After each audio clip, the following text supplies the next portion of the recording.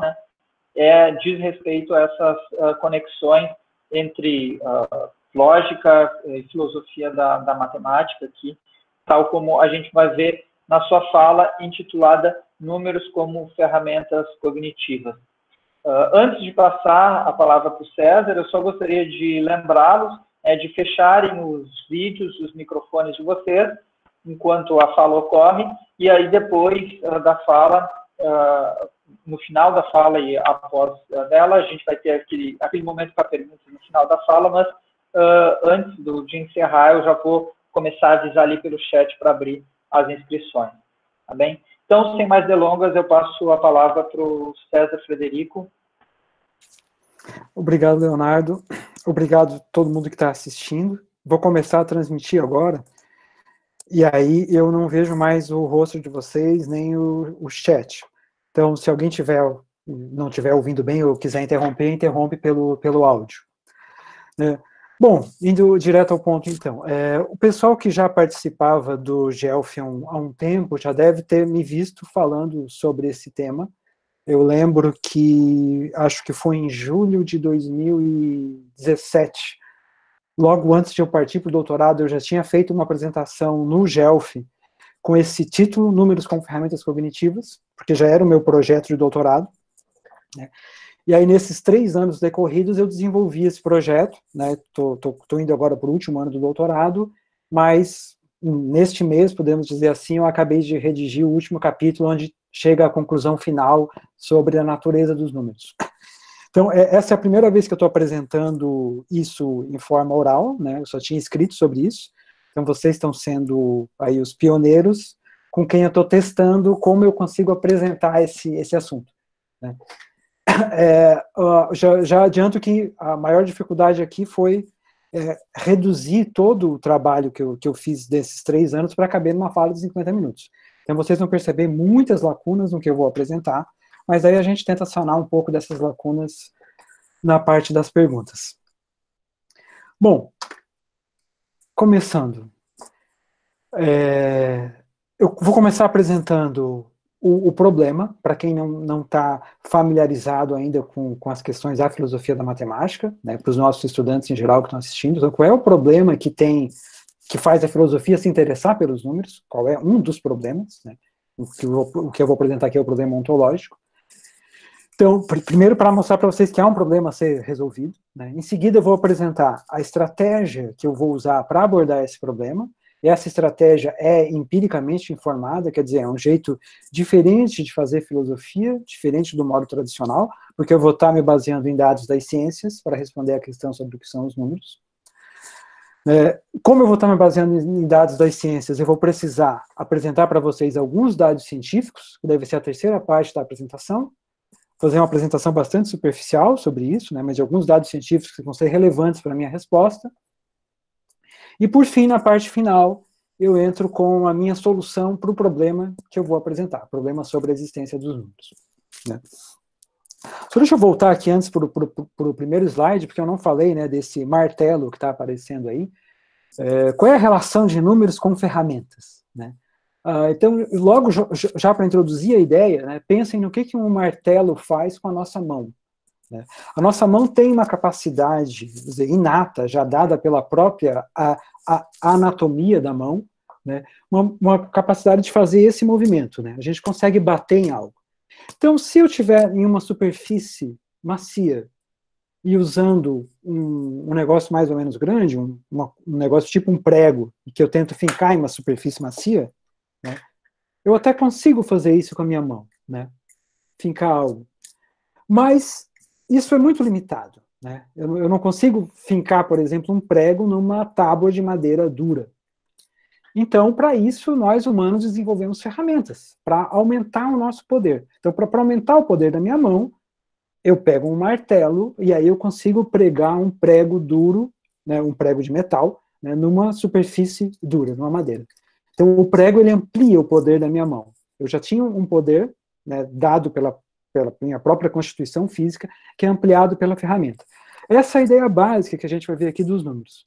A gente tem umas certas capacidades, digamos assim, inatas, que já são dadas pela nossa evolução genética, E os números serão uma criação cultural que acrescenta essas capacidades inatas. Da mesma forma que o martelo amplia o poder da minha mão, né, os números ampliam o poder da minha mente, né, para lidar com cardinalidades. Mas vamos chegar lá. Então, é só isso para dar, antes de a gente começar, né, para dar o tom geral da apresentação, da tese que eu vou apresentar para vocês.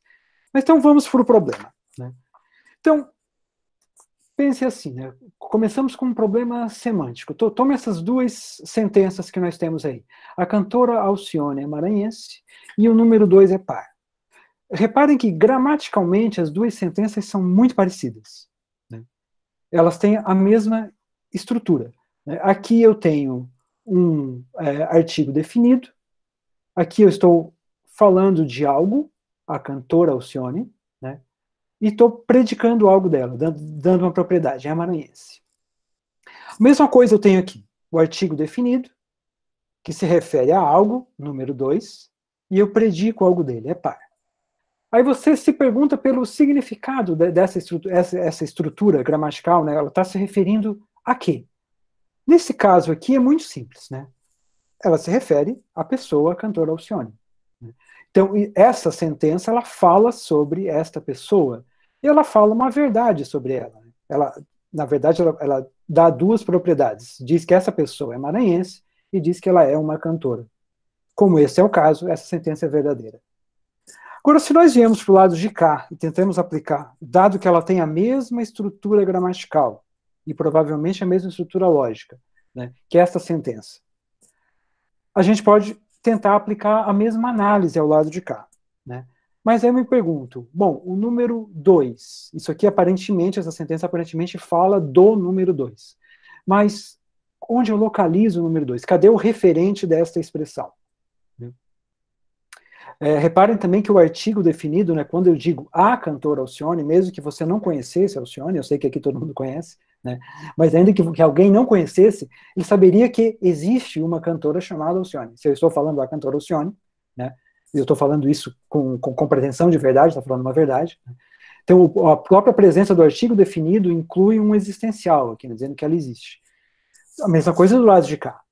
Então, como eu falo o número 2, eu estou dizendo que existe algo que é o número 2. Mas o que é esse algo que é o número 2? Então, aí que a questão começa a ficar complicada, porque você não consegue achar um objeto no mundo, tal qual você acha a cantora Alcione, para ser o referente dessa expressão. Né? Bom, então, pelo menos duas tentativas, vamos dizer assim, na história da filosofia, foram feitas para explicar, na verdade, 3 tentativas, vou falar de 2 que falharam, foram feitas para dizer qual é o referente dessa expressão.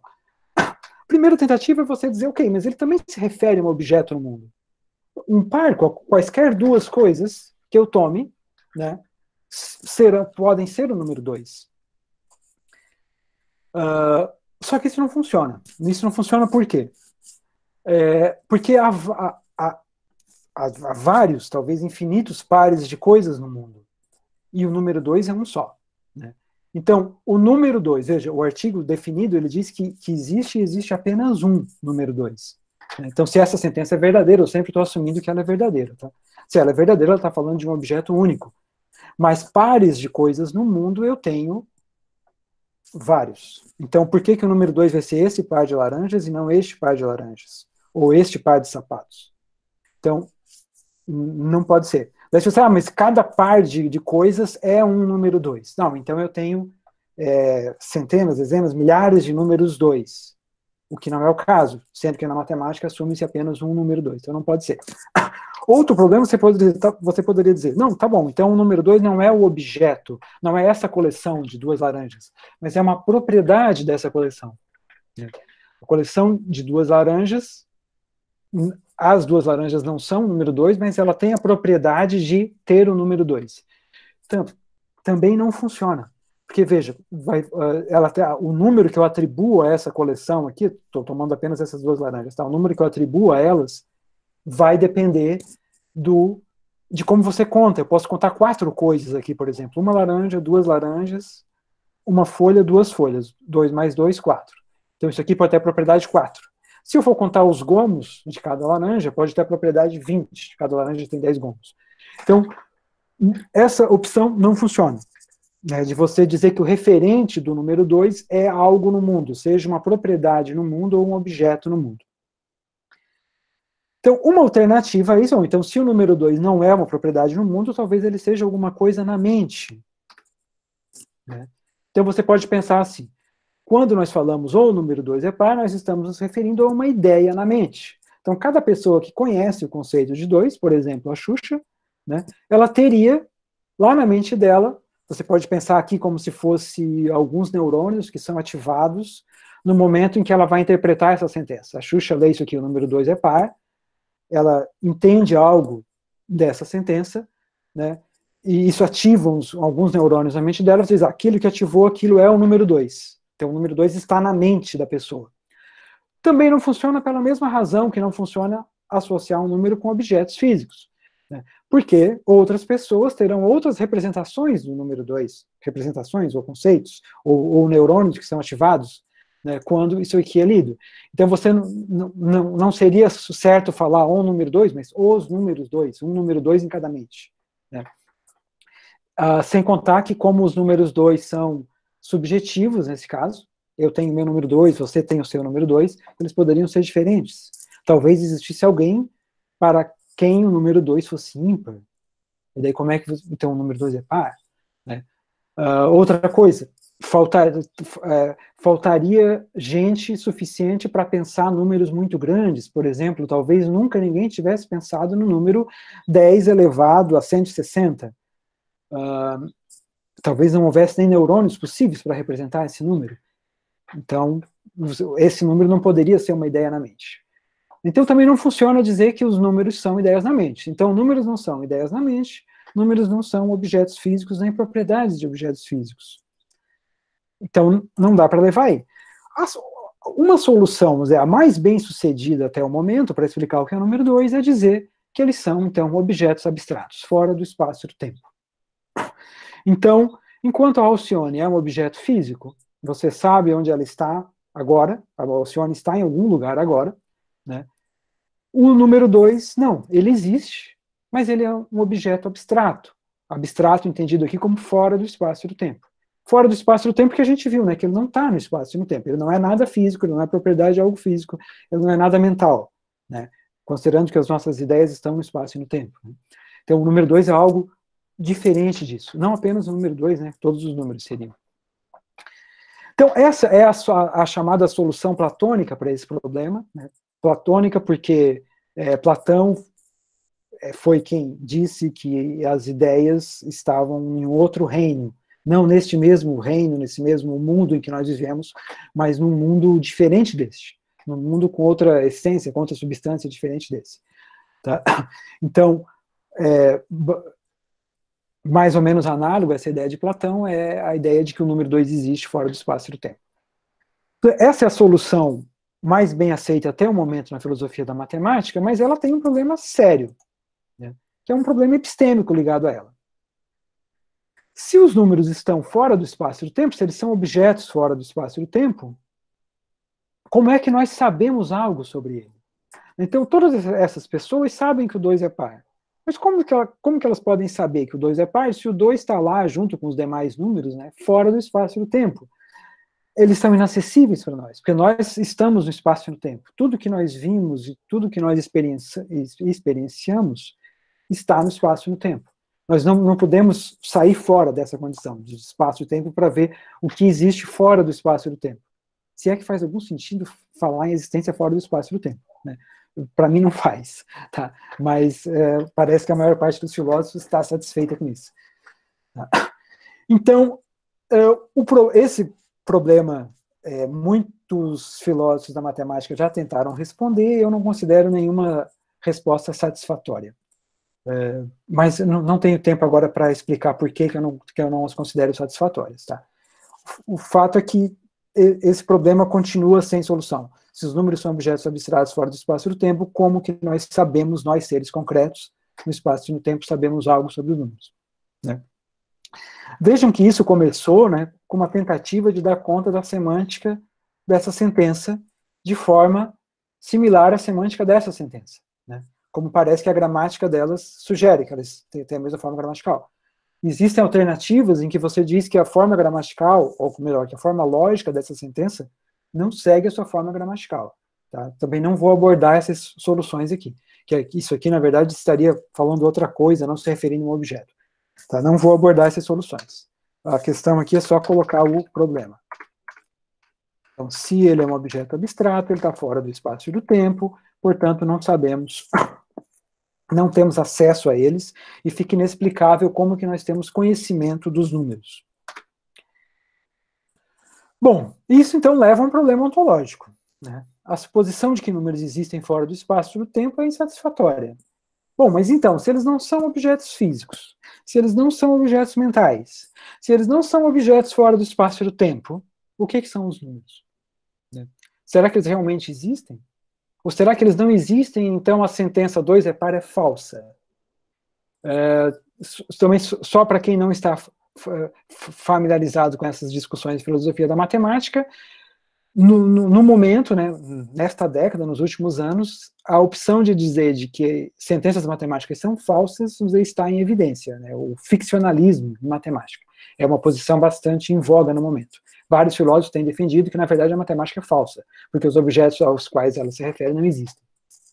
Também não é a direção que eu vou tomar aqui. Tá? Eu estou assumindo que essa sentença é verdadeira. Tá bom. Então, como é que a gente resolve isso? Né? O problema é, o que são os números? A entrada no problema é via o problema epistemológico, né? De saber como é que nós temos informação sobre essas coisas que a gente não sabe o que são. A estratégia que eu vou usar para responder a isso, eu estou chamando aqui de uma espécie de engenharia reversa. Bom, é um fato do mundo, dado para todo mundo, ninguém discute, que nós, seres humanos, temos conhecimento sobre os números. Né? Então, o que eu estou propondo é o seguinte, vamos ver de onde vem esse conhecimento. Se nós retrocedermos no tempo, até o momento em que nós nascemos sem saber o que eram os números, nós aprendemos isso. Né? Então, de onde veio essas ideias? É claro que eu também teria que fazer uma abordagem histórica, né? Como que isso surgiu, mas não vou ter tempo de falar aqui da história dos números. Mas, pelo menos, no desenvolvimento ontogenético, ou seja, no desenvolvimento de um indivíduo, né, a gente pode retroceder até a infância e nos perguntar de onde veio a informação de que os números existem, de que eles são objetos, de que o número 2 é par, de que o número 3 é ímpar, e etc. De que 2 vezes 3 é 6. Né? De onde vem isso? Então, a minha aposta aqui é que se nós olharmos o processo pelo qual nós aprendemos, nós adquirimos conhecimento sobre aritmética, o exame desse processo vai nos dar uma pista sobre o que subjaz a isso. Qual é o assunto, quais são os objetos ou as coisas, enfim, as entidades que estão por trás desse conhecimento e que nos dão conhecimento sobre elas. Sobre o que nós temos conhecimento na aritmética. Se nós formos examinar o modo como nós aprendemos aritmética, é possível que isso nos dê uma sugestão, uma pista daquilo que está por trás. Porque daí você aprendeu que 2 mais 2 é 4 fazendo tal e tal coisa. Então, talvez 2 mais 2 igual a 4 seja sobre isso. Tá? Essa é a aposta. Né? De fazer essa engenharia reversa, voltar para o passado, ver como que nós aprendemos, examinar o processo de aprendizado e ver esse processo é um processo de aprendizado de quê? Esse de quê será o assunto, né, a matéria que subjaz a aritmética. Essa é a proposta, a hipótese, né, de trabalho. Então, vamos examinar essa hipótese. Então, agora aqui é onde começam os dados. Agora eu vou começar a falar para vocês sobre como bebês aprendem a contar e como crianças aprendem a fazer contas. A primeira coisa que surge, bom, primeiro, né, dizendo, existe uma área da psicologia, chamada Psicologia do Desenvolvimento, que estuda exatamente isso. Um dos assuntos que eles estudam é como que as crianças aprendem. E um dos assuntos mais estudados na psicologia do desenvolvimento é o aprendizado da matemática. Tá? Existe também uma disciplina, uma área multidisciplinar chamada cognição numérica, né, que junta dados das neurociências, da psicologia, da filosofia, para entender como que nós temos conhecimento sobre números. Né? E existe também a pedagogia da matemática, que estuda como que as crianças aprendem a fazer cálculos e aprendem matemática na escola. Basicamente, os dados que eu vou trazer aqui, eles vêm dessas 3 disciplinas, né? Cognição numérica, psicologia do desenvolvimento e pedagogia da matemática. Bom, e o dado mais fundamental, mais relevante que vem dessas disciplinas, principalmente da cognição numérica, é que nós já nascemos com uma certa intuição, um certo conhecimento inato relacionado com o conhecimento da matemática. Tá? E isso não é exclusividade do ser humano, mas é compartilhado com animais não humanos, tipo macacos, pombos, corvos, abelhas, né? E que é provavelmente, então, originado de evolução genética. É a nossa capacidade de subtização e estimação. Tá? 2 termos técnicos introduzindo aqui, então vamos lá. Subtização é a percepção, a nossa capacidade de perceber quase instantaneamente e de maneira exata o tamanho cardinal de coleções pequenas, de até 3 ou 4 itens. E estimação é a nossa capacidade de percepção rápida, porém aproximada, não exata, do tamanho cardinal de coleções maiores. Essas 2 capacidades não são exclusivamente humanas, como eu disse, né? Vários animais, mamíferos, e não mamíferos também, pássaros, répteis, enfim, compartilham essas capacidades. É muito fácil entender o que elas são. É fácil ativá-las, recrutá-las de vocês agora. Né? Se eu pergunto para vocês quantas estrelinhas tem aqui, imediatamente, sem precisar contar, vocês dizem 2. Né? É claro que a tradução disso em uma palavra, dizer que isso aqui tem 2 estrelas, isso a gente teve que aprender. Né? Mas perceber que aqui são 2 estrelas, mesmo bebês muito pequenos conseguem fazer. Tá? Isso já foi essa capacidade foi detectada em bebês com 50 horas de vida. Né? Então é algo inato. Né? Se vocês me perguntarem como que se sabe que bebês sabem disso, não tenho tempo de explicar agora. Nas perguntas a gente pode entrar nisso. Tá? Mas então você percebe imediatamente que aqui tem 2 estrelas sem precisar contá-las. Né? Então isso é dado pela capacidade de subtização. Estimação, se eu pergunto para vocês quantas estrelinhas tem aqui, você não sabe me dizer um número exato, mas você sabe dizer mais ou menos umas 10 estrelinhas. Agora, veja, você só sabe estimar que tem mais ou menos umas 10. Se você só tem 100 estrelas aqui, você certamente diria, não, 100 estrelas não tem de forma nenhuma. Então nós temos essa capacidade de estimar. Novamente, traduzir essa estimação num numeral é algo que a gente aprende depois. Mas perceber uma certa quantidade de objetos discretos é algo que nós temos inato. Bebês também sabem fazer isso. Agora, veja, essa capacidade é aproximada. Mais ou menos 10, na verdade, aqui tem 11 estrelinhas. Né? Dificilmente alguém, só se fosse um chute, ia dizer tem 11 estrelas. Né? Para saber que tem 11, ou para ter certeza de que tem 11, ainda que tivesse chutado, você teria que contar para ter certeza, você precisa contar. Né? Então, primeira coisa, a contagem, o processo de contagem, o procedimento de contagem é uma ferramenta cognitiva. Naquele mesmo sentido que eu falei do martelo. Nós temos uma capacidade rudimentar de fazer estimativas de coleções com mais de 3 objetos. Até 3, a nossa capacidade é exata. Para 1, para 2, para 3 objetos, a gente percebe com exatidão, não tem erro. Acima de 3, 4, 5, 6, enfim, você estima, mas com alguma margem de erro. Essa margem de erro ela cresce quanto maior a coleção. Se eu colocasse 100 estrelinhas ali, provavelmente, e perguntasse para cada um de vocês quantas tem, nós ia perceber uma grande variação, né, de estimativas. Um ia dizer que tinha 50, outro diria que tinha 200, porque quanto maior a quantidade, maior o erro. Né?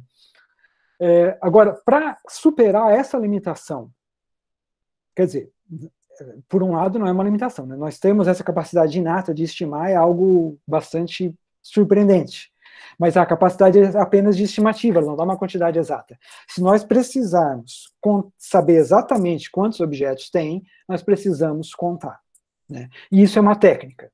Então, essa técnica é análogo àquele martelo. Você tem uma capacidade de bater com a sua própria mão, mas se você usa um martelo, você consegue bater muito melhor. Então, você tem uma capacidade de estimar, mas se você usa a técnica da contagem, você consegue determinar com exatidão a cardinalidade de uma coleção com muitos objetos. Tá? Então, a contagem é uma ferramenta cognitiva. Consiste basicamente em fazer um pareamento aqui, né? Uma correspondência 1 a 1 entre símbolos e os objetos. Símbolos que estão numa ordem ordenados, né? Numa ordem estável. Ok. Então, isso precisa ser aprendido. né? Isso é o que é aprendido.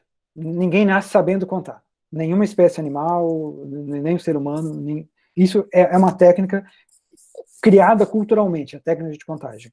E é possível explorar a história. Não vou ter tempo aqui. Tem um capítulo na minha tese que explora a história do surgimento das práticas de contagem, né? Mas até para reforçar a tese de que é uma criação cultural, né? Mas não temos tempo de fazer aqui. Então tá, mas eu estou interessado aqui em saber como que uma criança aprende a contar. Porque é isso que vai dar a dica, né, a sugestão do que está por trás dos números. Então, a primeira coisa que nós não lembramos, que a gente era muito criança quando aprendeu a contar, mas quem tem criança pequena, ou já ensinou uma criança pequena a contar, vai encontrar aqui, provavelmente, certa familiaridade com essas etapas, né? Então, a primeira coisa que uma criança aprende é a recitar os números, né? Ela decora a sequência. 1, 2, 3, 4, 5, 6. E essa sequência decorada, sem que a criança saiba o que cada número significa. É como se ela estivesse naquelas brincadeiras onde você simplesmente faz uma cantiga sem significado nenhum, tipo uni, duni, te, salamé, mingue. O que significa uni, duni, te, salamé, mingue? Não significa nada, é só uma sequência de sons. O primeiro contato das crianças com a contagem é mais ou menos desse tipo. Aprende uma sequência de sons sem significado. Tudo isso que eu estou dizendo não é hipótese, tá? Tem comprovação, tem estudos que mostram que isso se dá assim, que eu não tenho como trazer agora aqui. Mas é assim que as crianças começam a aprender, então.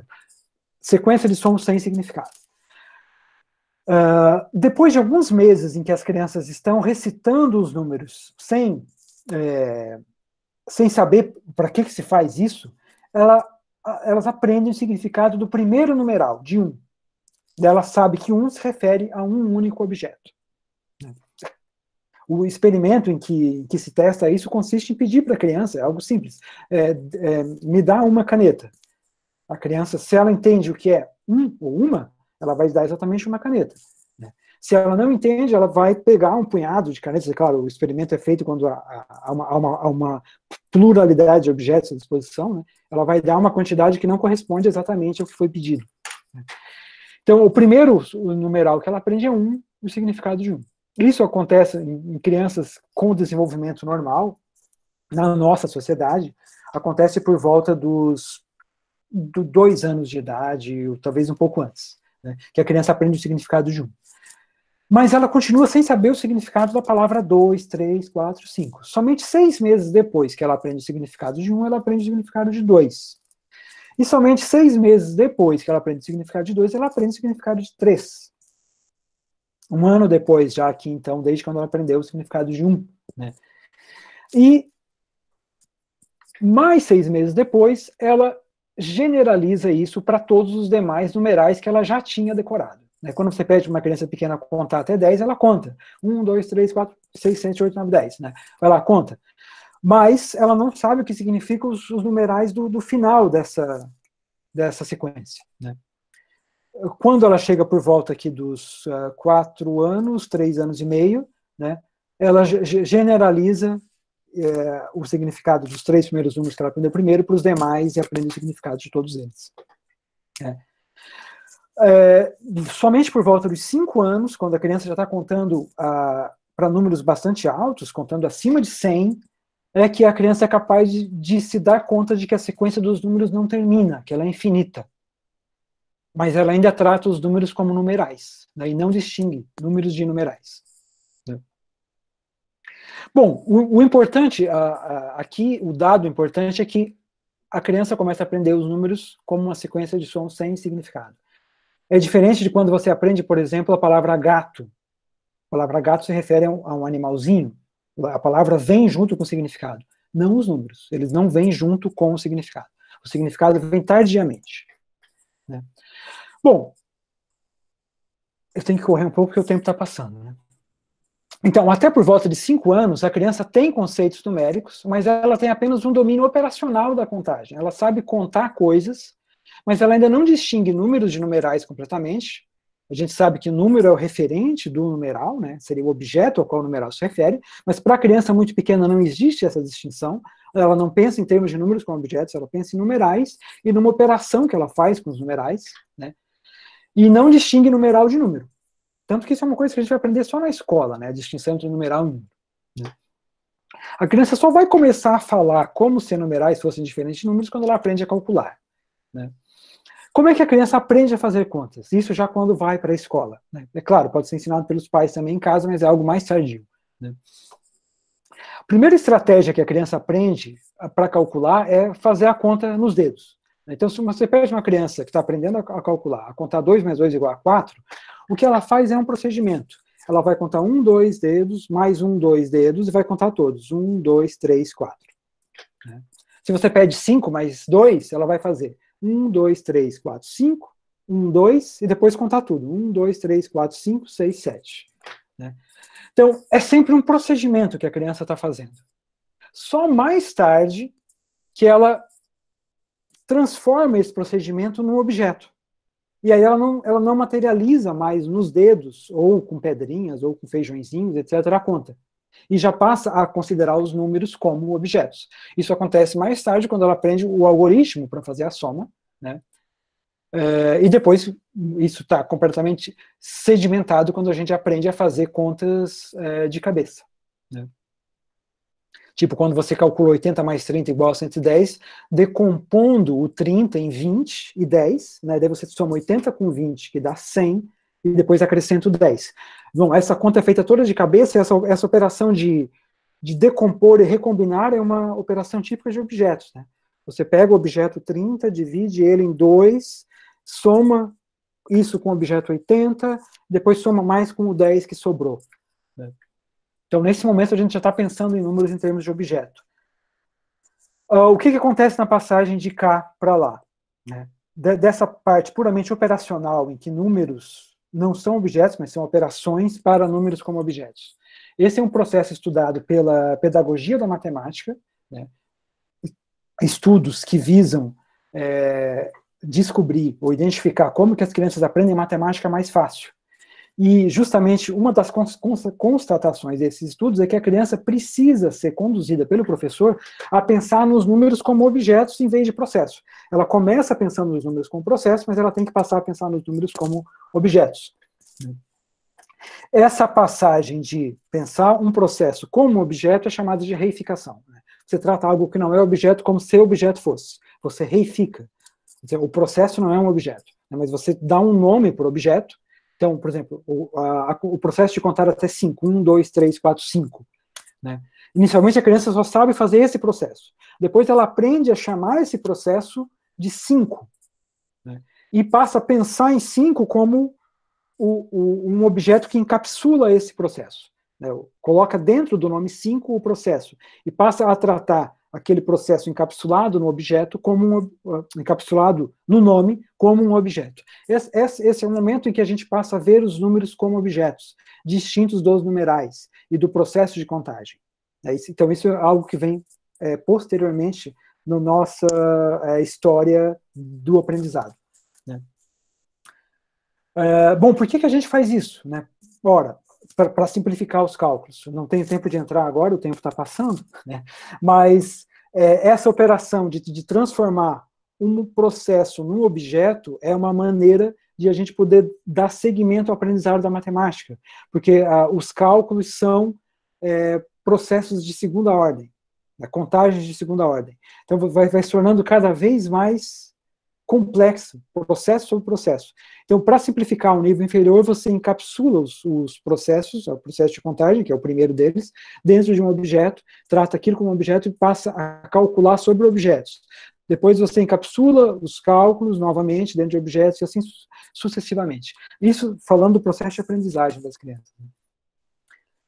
Bom, correndo, então, sumarizando aqui, né? Final da análise dos dados, no nosso processo de aprendizado. A gente começa com numerais, sem significado, a gente aprende a fazer uma operação com esses numerais, que é a contagem.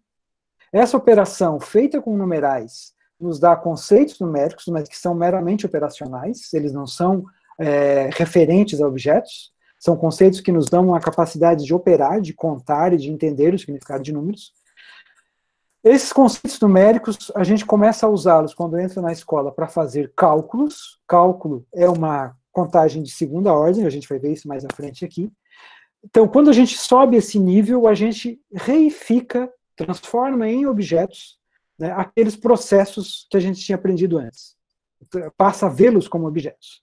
E esses objetos reificados, encapsulados, então, constituem a nossa ideia de número. Não estou dizendo que eles são os números, eles não são os números, mas a nossa ideia de número. Nós passamos a ver números como objetos, os referentes dos numerais.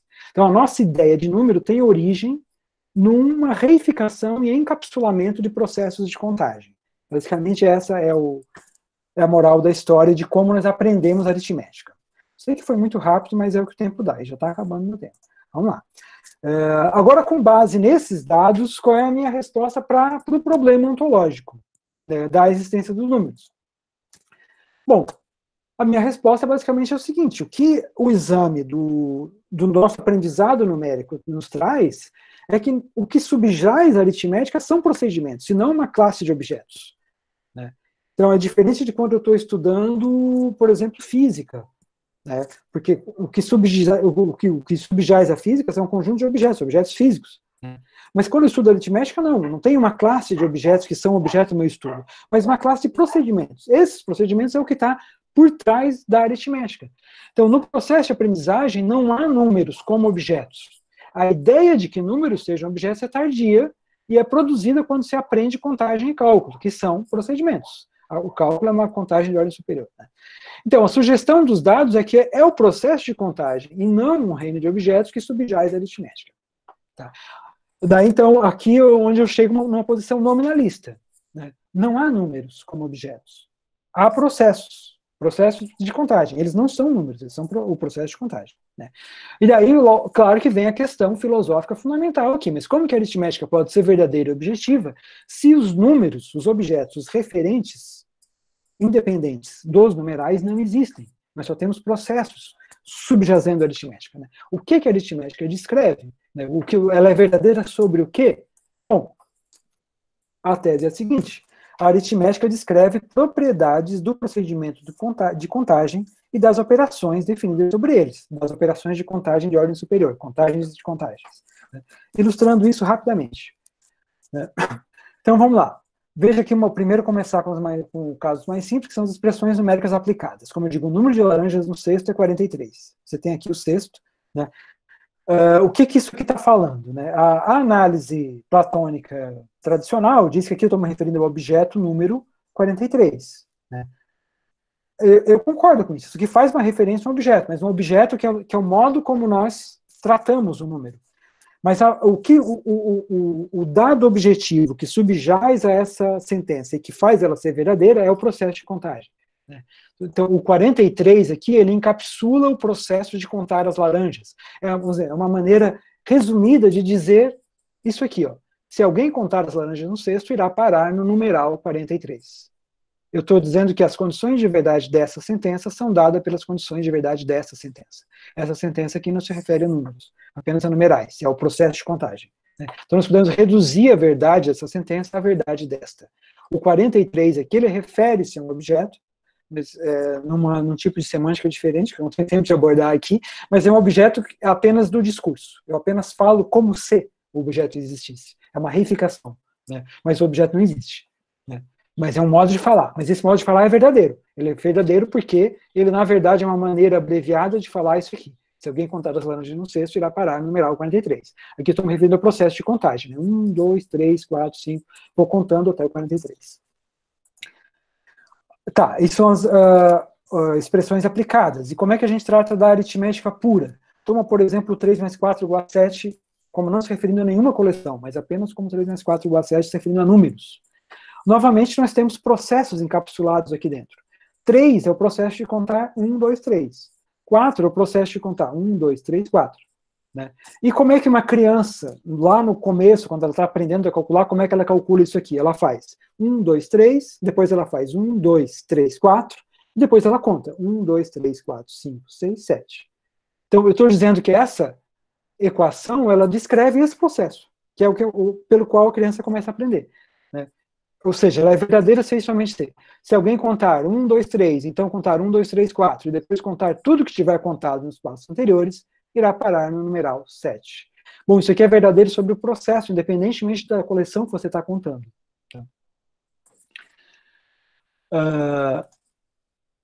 Outra maneira de apresentar isso aqui, né, é dizer que essa aqui é só outra maneira de dizer o mesmo, tá? Que essa expressão, ela dá uma propriedade estrutural da sequência dos números de contagem, né? Da sequência dos numerais, né? Ela descreve essa propriedade da sequência, que se você começa no 3 e conta 4 posições para frente, você para no 7. 3 mais 4 igual a 7 só diz isso, né? Você começa no 3, conta 4 posições para frente, para no 7. É esse processo de fazer isso que é encapsulado dentro de cada numeral aqui, e nós tratamos isso como se fosse um objeto.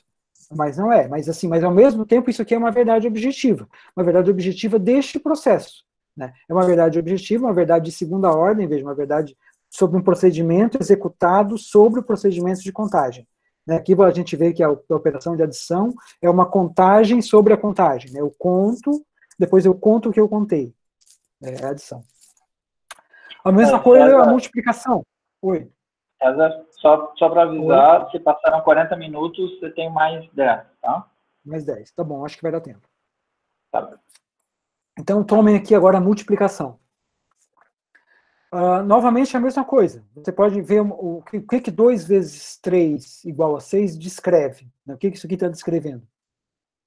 Você toma como base a sequência dos números. Então, é claro que essa sequência dos números não existe abstratamente também. Aqui eu estou falando de um processo, né? Faço 1, 2, 3, 4, 5, 6. É esse processo que eu estou falando.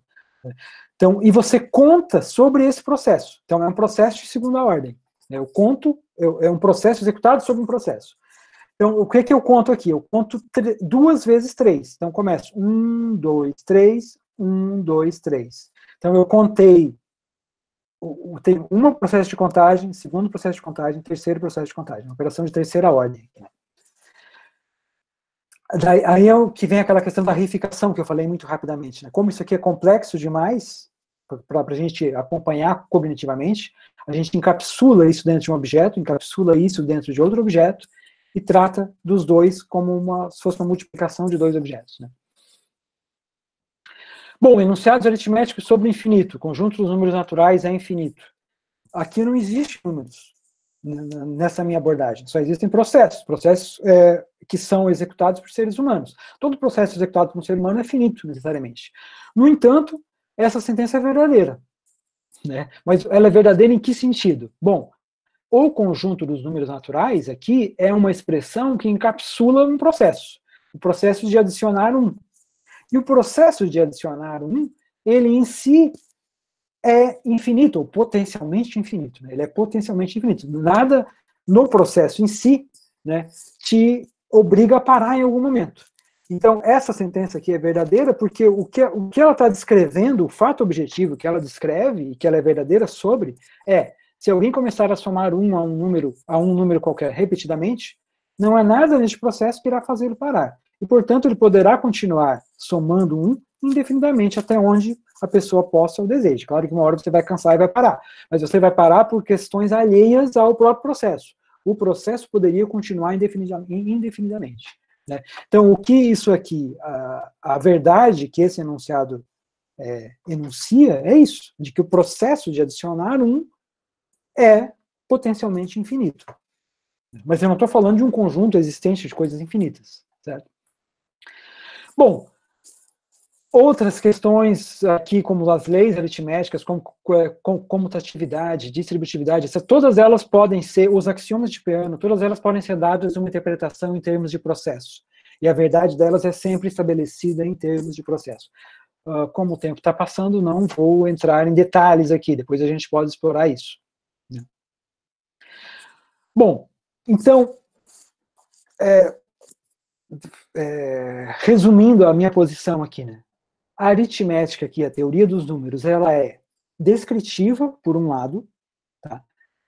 Tal qual no platonismo, não há nenhuma diferença. Os enunciados aritméticos estão sobre algo, e eles são verdadeiros sobre aquilo que eles são. A diferença é que eles não estão descrevendo objetos que existem em algum reino qualquer, seja espaço-temporal ou não, mas eles estão descrevendo propriedades estruturantes da ferramenta cognitiva da contagem. Aquela ferramenta que a gente desenvolveu historicamente para conseguir determinar a cardinalidade de coleções com mais de 3 objetos de maneira precisa. As verdades aritméticas são descrições de como aquela ferramenta funciona. Então, 2 mais 3 igual a 5 é um fato dito sobre a ferramenta cognitiva da contagem. Como que a contagem funciona? Se você conta até 2, depois você conta até 3, depois você conta tudo que você contou, você chegará em 5. Então, é isso que essa 2 mais 3 igual a 5 diz. Então, descreve uma propriedade da estrutura da ferramenta da contagem. Né? Claro, você poderia dizer, mas aí você tem o platonismo de novo, aí, porque a ferramenta cognitiva da contagem deve existir em algum lugar. Eu digo, não, a ferramenta cognitiva da contagem não é um objeto. Né? Essa é a diferença entre a ferramenta cognitiva da contagem e o martelo. O martelo, você pega o martelo na mão, a ferramenta da contagem você não pega na mão, mas você faz algo. Né? Eu tenho certos conteúdos mentais, certamente, certas habilidades motoras que me permitem contar, fazer 1, 2, 3, 4, 5. Tá? Essa técnica é a contagem, é a ferramenta cognitiva da contagem. Ela não é uma ferramenta que é dada como uma caneta. Né? Ela é uma ferramenta que é uma técnica, algo que você faz. Né? Então, os humanos têm a habilidade de fazer certos procedimentos que eles executam às vezes. O que a aritmética descreve é o que acontece quando esses procedimentos são executados. Se você contar assim e se você contar assado, você chega a tal resultado. Né? Mas aí você poderia dizer também, mas então a aritmética só pode ser verdadeira sobre contas que já foram feitas. Contas nunca feitas seriam falsas, porque daí ela descreve o quê? Daí eu digo, não, nada a ver. Né? A aritmética não descreve apenas procedimentos executados alguma vez. Ela diz o que vai acontecer se você fizer, você não precisa fazer. Como as regras da ferramenta cognitiva da contagem são determinísticas, né, elas são regras bem definidas e determinísticas, não tem espaço para subjetividade na aplicação dessas regras. Né. Você pode usar lógica dedutiva para inferir o que acontece mesmo que você não faça o procedimento.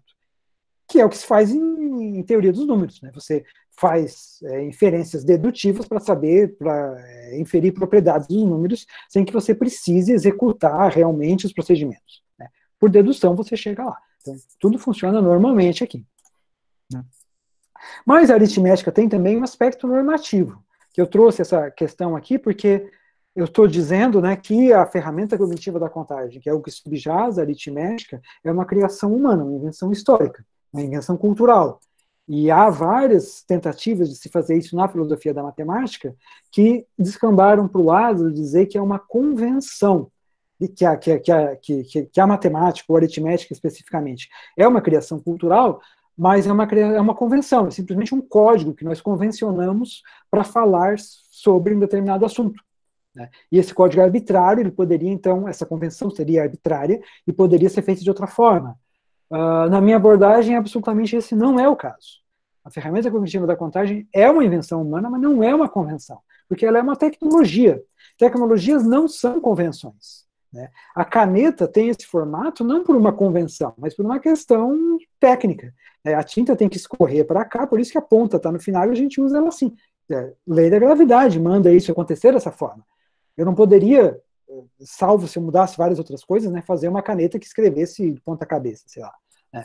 Há certos imperativos técnicos que determinam como que uma tecnologia tem que ser feita para que ela funcione. Então, o imperativo técnico é um conceito de Kant, lá da ética de Kant, né, mas que basicamente diz que se você tem um objetivo tal, então há meios adequados para atingir aquele objetivo. O que determina que meios são esses? Bom, essa implicação, né, de que para atingir esse objetivo você tem que seguir esses meios, essa implicação é dada por condições do agente que vai executar e do seu ambiente. No nosso caso, as nossas condições são aquelas condições inatas da subutização e estimação. Nós nascemos com aquilo. Dado aquilo que nós nascemos, e sendo que aquelas capacidades são insuficientes para determinar com precisão a cardinalidade de coleções maiores que 3, Como é que nós conseguimos determinar a cardinalidade de coleções maiores que 3 com exatidão? É um imperativo técnico que nós temos que fazer correspondências 1 a 1, tais quais aquelas que nós fazemos na contagem, né? Então, são essas condições dadas pelo agente, as suas condições inatas, né, que determinam como que uma técnica tem que ser feita para atingir o resultado determinado. Então, absolutamente não é uma convenção, né? Então, dadas nossas capacidades cognitivas, contar é o que temos que fazer para determinar cardinalidades maiores que 4 com precisão, né? Isso não é arbitrário. Daí você poderia pensar assim, já estou finalizando, né? Mas então poderiam culturas diferentes ter desenvolvido técnicas diferentes para a contagem? No essencial, não. Então, aí isso já aponta para vocês de como que eu estou pensando que a aritmética de fato é necessária. A aritmética é necessária, tal qual o filósofo platonista diz, tá? Porque, dados as nossas condições técnicas, as nossas condições cognitivas, né, qualquer solução técnica para este problema vai ter que se basear no princípio de correspondência 1 a 1. Então, há enormes variações culturais de técnicas de contagem, de sistemas de numeração, tá? Essas variações culturais produzem ferramentas mais usáveis, mais fáceis de usar ou mais difíceis de usar. Mas, no essencial, todas elas trazem resultados compatíveis. Não vai existir uma aritmética na qual 2 mais 2 seja 5. Impossível. Tá? Dado o problema para o qual a aritmética é criada, 2 mais 2 será 4. Não importa quem desenvolva esse sistema. Tá? A analogia que eu faço aqui de novo com o martelo, né? Lá, há 20 mil anos atrás, no Congo, esses ossos eram usados para contagem. Princípio de correspondência 1 a 1, o mesmo que nós usamos com os nossos numerais.